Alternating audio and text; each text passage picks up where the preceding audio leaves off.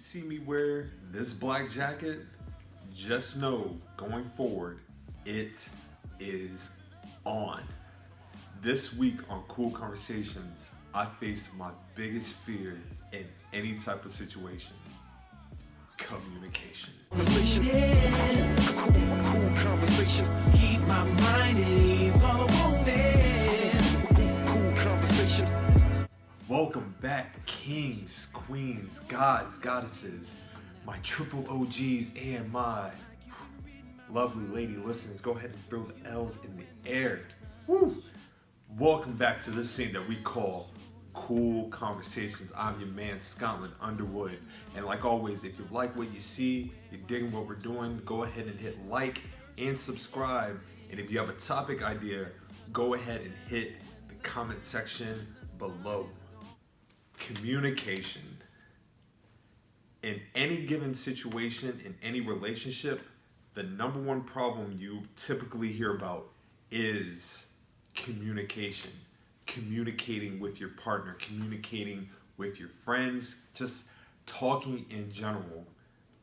I know from my own personal experience, communication has ruined my life. 95% of 95% of the relationships that I've had have all ended because of my lack of communication. So today's episode is more of my story and how I deal with it, because I can't speak on how other people communicate. Everybody has their own reasoning on why they don't speak on a certain topic or why they shut down. So hopefully my story can influence you and your decision making when it comes to communicating with your partner or your friend or whatever. I struggle with communication. If I'm being honest, it's not my favorite thing in the world, which having a show and a podcast, you would think that I'm this big communicator. Reality, I'm very shy. I'm a very leave me alone type of person. And there's moments where people ask me, what's going on in my mind, and I can't articulate that out to everybody like that. Only a select few ever get the full communication out of me. In terms of relationships, it's not the easiest thing in the world. It's not the easiest thing to transition out of your normal state into a vulnerability and then have that vulnerability communicated to somebody else. It's difficult. I'm not even going to front on that situation.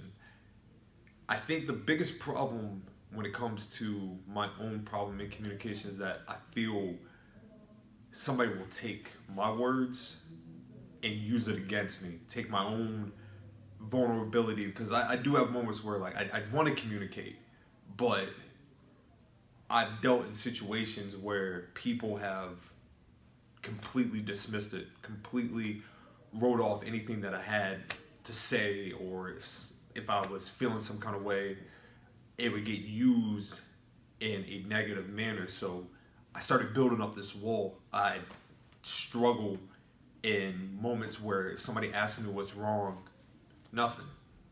And I feel like a lot of people watching this can relate to saying nothing, especially when they pretend like everything's okay, but you're hurting inside. You're wanting to scream at the top of your lungs.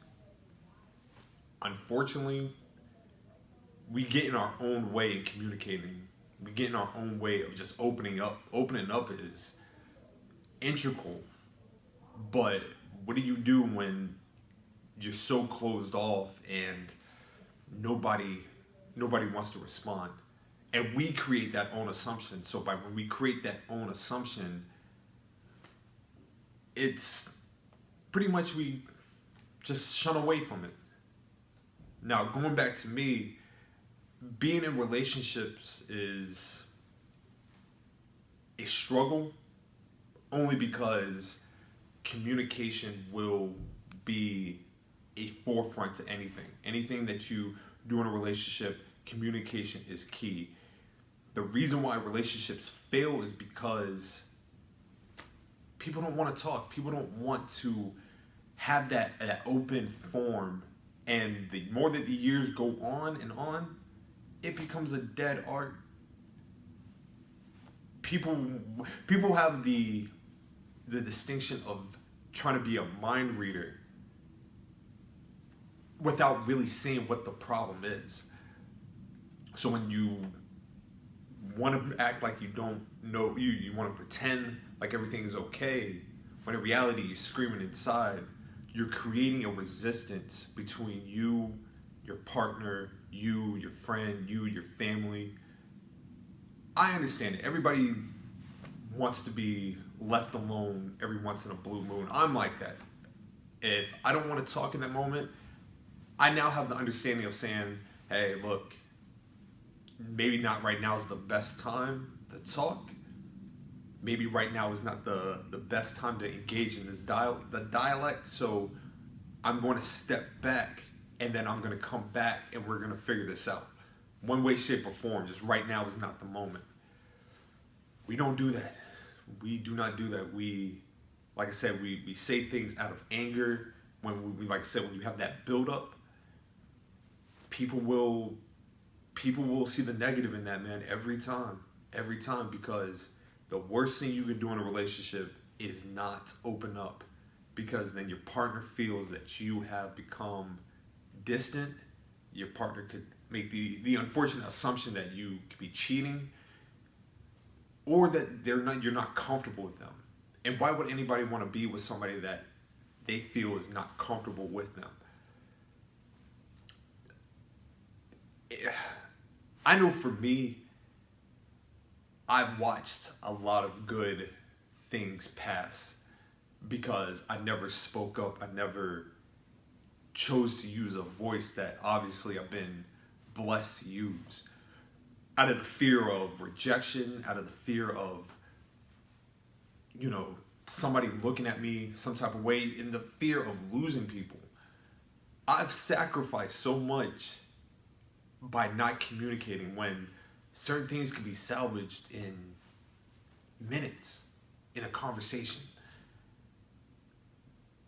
Why is dialect important? Dialect is important in any place you go to, in business, when dealing with, family, church, like I've said in previous minutes. If there's no dialect, then we're just sitting in silence. And if we sit in silence and the energy's not there, you're going to feel the tension. You're going to feel just pain coming from the person. And you kind of put somebody in a selfish position to not have the power to help you get through it. It's the word. It's like a catch-22. It is a catch-22. I've had to come to grips with, it's okay to speak. It's okay to say something. It's okay to express to somebody, yo, I don't like what you're doing. I don't like that. It's okay to express to somebody, hey, without making you stressed, I'm just letting you know, I'm going to the store real quick. I'll be back. I just don't want to talk right now. It's okay to express that. It's okay to have even the argument because there's at least a dialect in there. It doesn't have to get heated, but it's necessary. It's necessary for your growth. It's necessary for your relationship's growth. It's necessary just in general to speak your mind.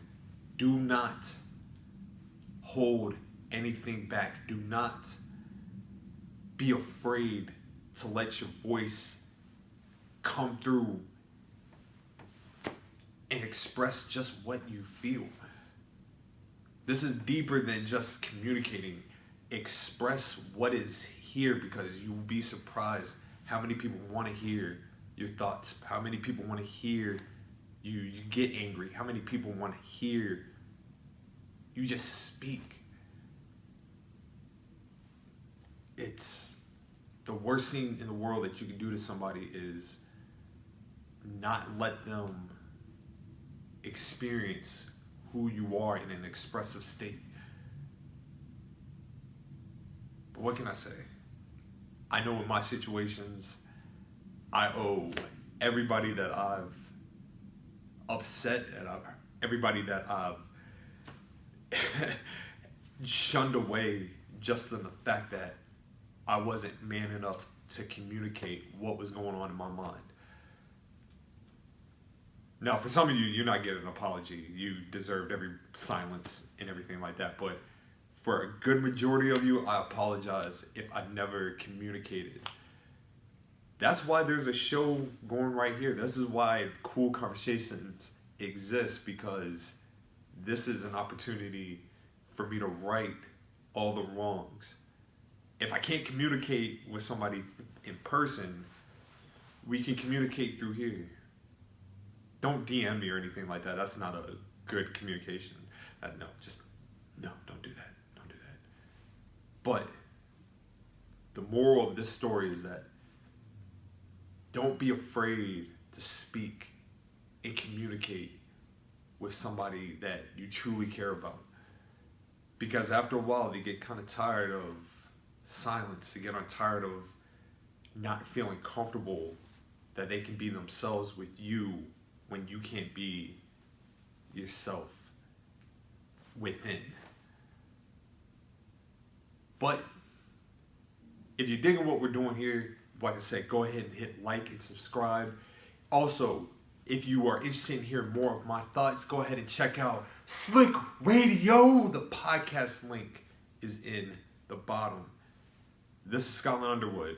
I am out.